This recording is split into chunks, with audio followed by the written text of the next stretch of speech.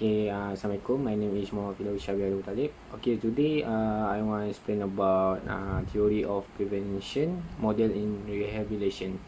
Okay, for the first overview of injury prevention, that the benefit is to improve the risk ratio in physical activity and sport.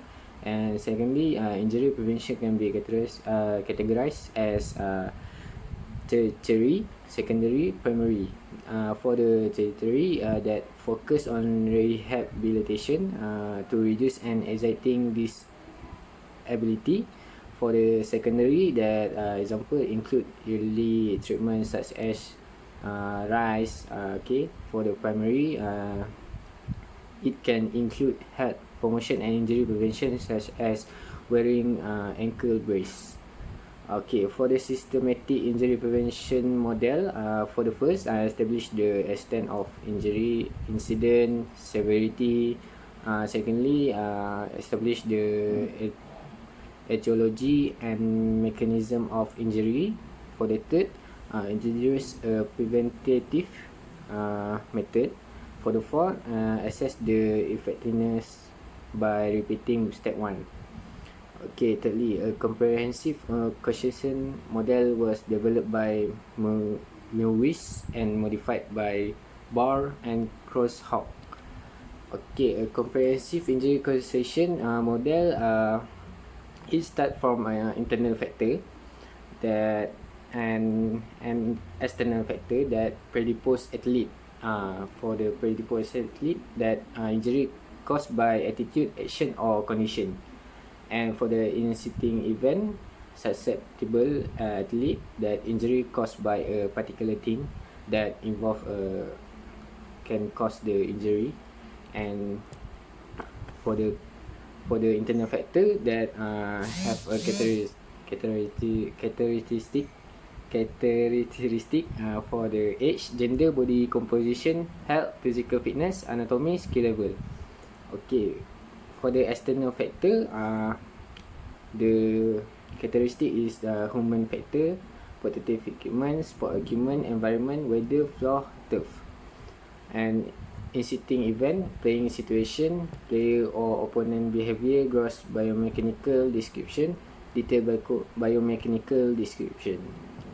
And for the strategies to elicit intrinsic or extrinsic risk factor of injury is firstly, warm up, stretching, tapping and bracing, protective equipment, suitable for equipment, appropriate surface, appropriate training, adequate recovery, psychology, nutrition.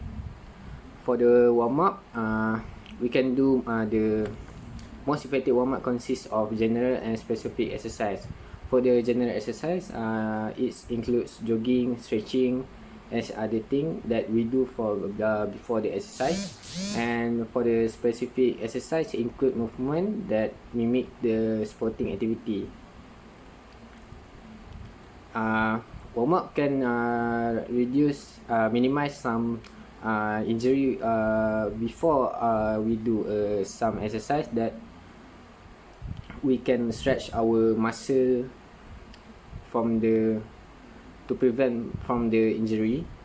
And the benefit of warm up: increase blood flow, increase oxyhemoglobin breakdown, increase oxygen delivery, increase circulation, enhance cellular metabolism, reduce muscle viscosity leading to smoother muscular contraction. In the warm up, we can ready our body to get some exercise that can be shock for our body to make some exercise. For the stretching, there are two types of stretching that have a flexibility, static and dynamic. However, athletes usually perform three types of stretching: static, ballistic and PNF.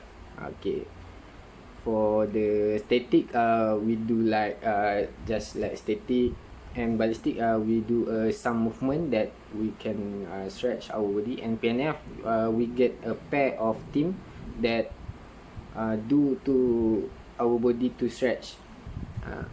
So the basic principle of stretching is warm up before exercise, stretch before and after exercise, stretch gently and slowly, and lastly stretch to the point of tension but never pain. Okay, that's it. The third point is taping and bracing. Taping or bracing used to restrict undesired, potentially harmful motion and only allow desired motion. It means any motion for our body is restricted and only allow desired motion. Okay, the purpose of taping or bracing, there are two: prevention and rehabilitation. Prevention is used as preventive measure in high risk activity, while rehabilitation is a protective mechanism in healing process. Taping For taping, it is non-stretch tape and only adhesive, but it is not appropriate for restricting motion. While bracing is a high quality, but sometimes sometimes costing, and one of the cons of bracing is it easily slip away from the usual place. Okay, next one is protective equipment. Protective equipment is designed to shield various parts of body against injury without interfering sporting activity. For example, helmets, mouthguards, face shields, shoulder pads. Okay, I can give you one of the example is American football in USA. The sport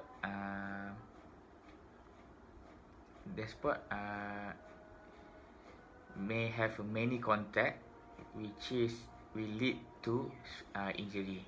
With this protective equipment, such as helmets, shoulder pads, will reduce the risk of injury. Okay, next is suitable equipment. Suitable equipment such as running shoes, football boots, ski boots, and tennis rackets are the important elements in preventing injuries. For example, running shoes. It will help our forefoot flexibility, midsole, and shape. Running shoes nowadays,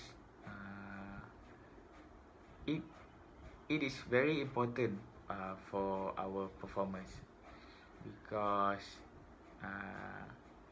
the new technology of nowadays can change how we run, not like the past. So equipment is very important for athlete. And last but not least is appropriate surface. The inappropriate surface may contribute to injury. Balance between shoe surface traction may lead to ACL injury if too much traction. I can take an example from this is a football field in Malaysia. Many football field in Malaysia have inappropriate surface. There's many holes in a field.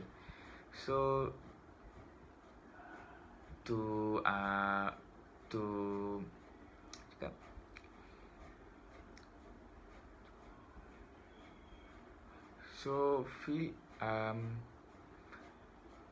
so we have to refuse to play in that type of surface football field to prevent from injury such as ACL injury. Now we're gonna move to chapter 1.3, injury prevention model. Okay, I will continue from my friends, which is slide number 24, which is appropriate training. Okay, in sports we all have the appropriate training, right? Because training is the main activity, so we can enhance our performance in that sport. Okay, they have four general principle of training, which is periodization, specificity, overload, and individuality. So we have a training method which is aerobic and anaerobic. Aerobic is we increase our VO2 max in our body. So for example, the exercise is jogging, running, swimming, because we want store our glycogen. We want to increase our glycogen storage to store the energy. And the next one is anaerobic training, which is anaerobic training. We exercise in the high intensity volume, such as sprinting 100 meter, like something like that, yeah, to increase our what you call to increase our produce a lot of energy. So the second one training method, the third one training method is strength and power training, such as isometric, plyometric, flexibility training, speed training, agility training, skill training. So we finish the training. Adequate recovery, yes. Psychology and injury prevention. Okay, what we can, like in this slide it says psychology. Okay, what I know is excessive, I can take one, excessive arousal, which is if our arousal was too high, arousal is too high, may impair the athlete performance, thus leading to injury.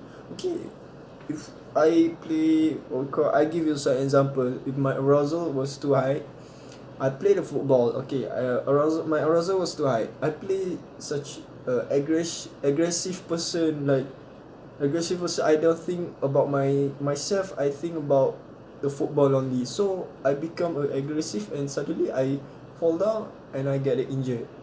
That we call the excessive arousal in psychology and prevention injury, because when our arousal was high, we doesn't thinking about ourselves, we doesn't thinking about anything else, we just think about that sport.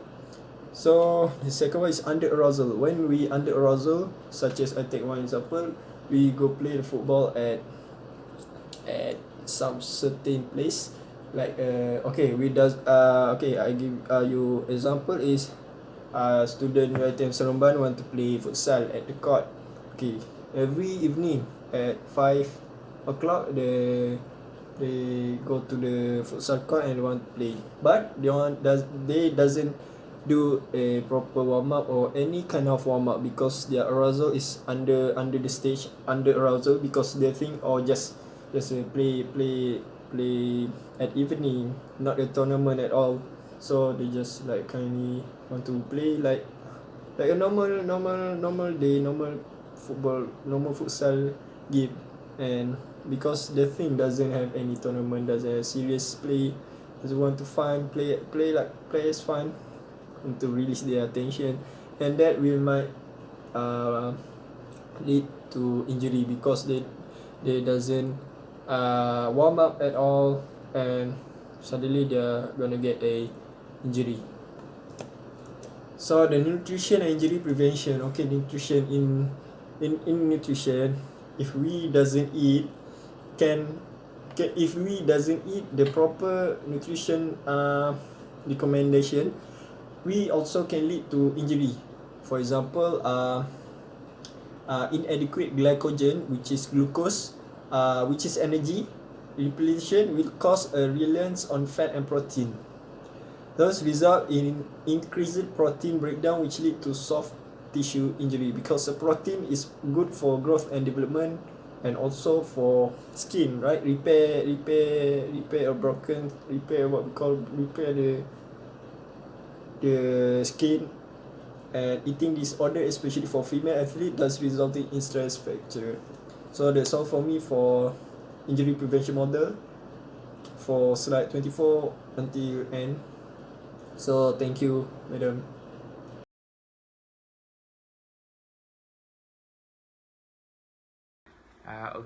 There are 4 stages of wound healing.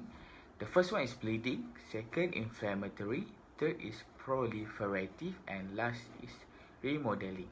So there are 4 stages of wound healing. Okay, next is the factors influence healing process. The factors are such as muscle spasms, edema, extent of injury, hemorrhage, separation of tissue, and many more. Okay, the classification of body tissue, there are four, which is first is epilateral tissue, second is connective tissue, third is muscle tissue, and fourth is nerve tissue. Okay, I will explain this type of tissue in after this. Okay, epithelial tissue, which is it is fundamental tissue that covers internal and external body surface. Such as example I can take is skin. Also, epithelial tissue is function for absorption and secretion. Second is connective tissue. I have personal recommendation to easy to remember, which is connective. It means it connect and to connect to any parts of body. So in other words, it is meant to support and provide a body framework. That is connective tissue. Okay. Third is muscle tissue. Muscle tissue is a soft tissue that compose muscles in bodies. Example of tissues in muscles such as tendons and perimysium.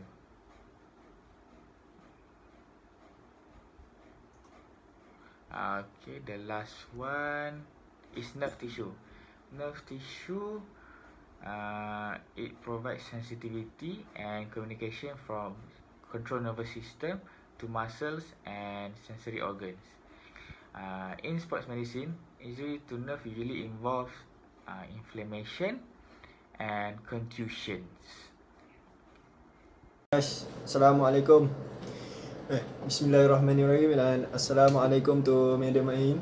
And today I'm gonna do a summary video for your lesson, which is chapter 2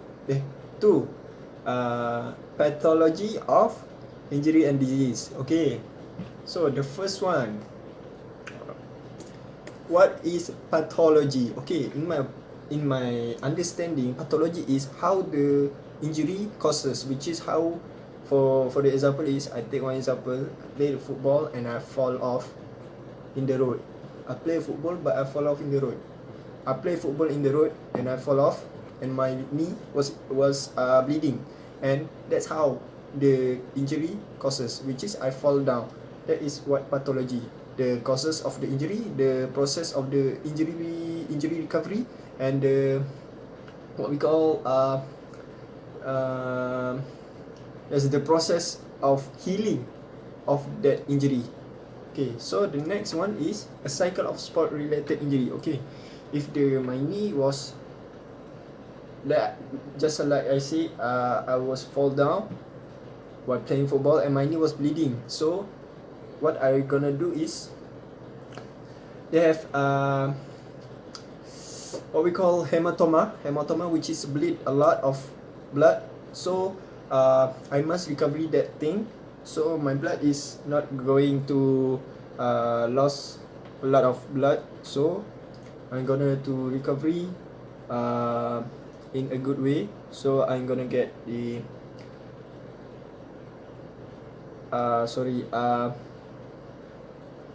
so I'm gonna use to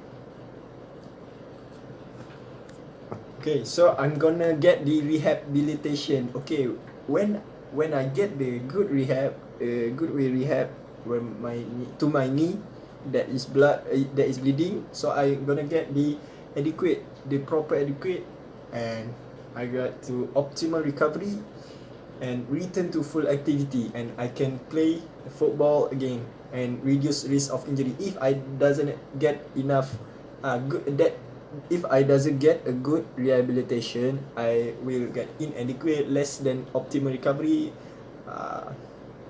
So I got many greater risks of injury. That's what we call. So the next one is understanding the healing process. Okay, if we injured, we have the process, which is the first one is, this is for primary injury. So the first one is inflammatory response. So the second one is fibroblastic repair phases, and the third one is maturation remodeling phase. Okay, I would excuse me. Okay, so the when we talk about injury, so we have the primary injury and the secondary injury. Okay, what is primary injury? Primary injury divided by two, which is macro trauma and micro trauma. Which is macro trauma is, for example, we take fracture, which is our bone was fractured, sprain, what we call dislocation, dislocate your shoulder, dislocate your knee, dislocate your what we call elbow. And for micro trauma is like bursitis and tendinitis. Yeah, after all the primary injury was occur, we will get the secondary injury such as shoulder bursa, elbow bursa, hip bursa, and knee bursa. Okay, so the next one is inflammatory response phase. Okay, how inflammatory response phase happen? Okay, I thought that once our tissue was injured, the inflammatory process will start immediately. Okay, and when like example, my knee was fall down and bleeding, inflammatory will start immediately, which is all around my injury place was in a redness, swelling, tenderness, and increased temperature, because there are a lot of blood there there are a lot of blood there that, so if I fall down, my knee was my skin was tear up, so my blood will go out. So that's why our temperature in there was high. And the second one is what happened in inflammatory response phase. There's two, vascular reaction and formation of clot. Okay, vascular reaction is what we call involve a vascular spasm, platelet formation, blood coagulation, and fibrous tissue growth. So they want to make our tissue recover our tissue back, you know, what we call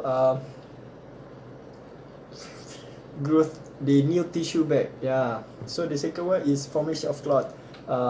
When inflammatory, platelet and leukocyte will stick to the wall and form a plaque in our injury place. And the second one is fibroblastic repair phases. Okay, after the inflammatory, fibroblastic will happen, which is the scar. Okay, I will show you my example of my scar here. This because of my hand was broke and I have been put the wire in my hand for about 2014, and now the scar will still have the scar. So this is what we call fibroblastic repair phase. Scar formation occurs, and yeah, so after fibroblastic, scar is visible, which is this one. It is visible, right? Because if fibroblastic scar was not fully recover, which is scar is not fully invisible, because after fibroblastic, scar have a scar but have a little bit of what we call redness, something, because the scar is fresh. Okay, so in maturation, the scar is already visible because what we call the scar is have a long time that we what we call and that we ignore the scar will makin lama dia makin pudar lah scar tu so that's it for me for the factor influencing process. So we move to the next theory of prevention model in rehabilitation. Okay, next for the managing the healing process through rehabilitation. First we do a pre-surgical exercise phase. For the phase 1, we do acute injury phase. For the phase 2, repair phase, and phase 3 is remodeling phase. That for the this phase, we can repair our injury that we can remodeling, such as we got a scar or what else. And for the pre-surgical exercise phase, if the surgery can be postponed, exercise may be used as a means to improve its outcome. And for the secondly, exercise before surgical is suggested to maintain and or increase muscle strength, flexibility, level of cardiorespiratory fitness, and increase neuromuscular control. And it is important for preparation to continue exercise rehabilitative program after surgery. And for the phase 1 acute injury phase, it's clean up the mess. That primary focus during this phase is to control swelling and reduce pain by using principle, protection, rest, ice compression, and elevation. Ice compression and elevation should be applied as much as possible. That we can rest from activity at least for 48 hours, and if we do less than 48 hours, rest may cause increased time for recovery. After 72 hours, swelling begin to subside and eventually stop altogether. Heat and cold treatment also can be applied to reduce the pain. And exercise should begin with active mobility exercise through pain-free room. Okay, for the phase 2 repair phase, this stage may begin in day 3 after the injury, or begin when swelling is completely stopped and lasts for several weeks. Healing process occur fibroblastic laying down collagen fiber to form a scar tissue. As soon as inflammation is controlled, exercise program should begin to maintain cardiorespiratory fitness, restore full range of motion, increase strength, and establish neuromuscular control. Heat and cold treatment still be used during early of this phase to reduce likelihood of swelling and reduce pain. Like we put the ice to reduce the pain. And for the phase 2 repair phase, aerobic exercise such as cycling, treadmill, swimming, walking, elliptical. And for the resistance exercise, leg pull down, chest press, bicep curl, tricep extension, leg curl, calf raise, crunch, leg raise. Okay, for the remodeling phase, the longer phase and can be last for several years because it have a long term. For the remodeling, ultimate goal is return to sport activity. The injury is no longer painful during rest, but still be felt while motion. Regain sport specific skills, strength, plyometric, functional exercise. Hot treatment may boost the healing process by increased blood flow, delivery the essential nutrition, and increase removal of waste product. Okay, that's all for me.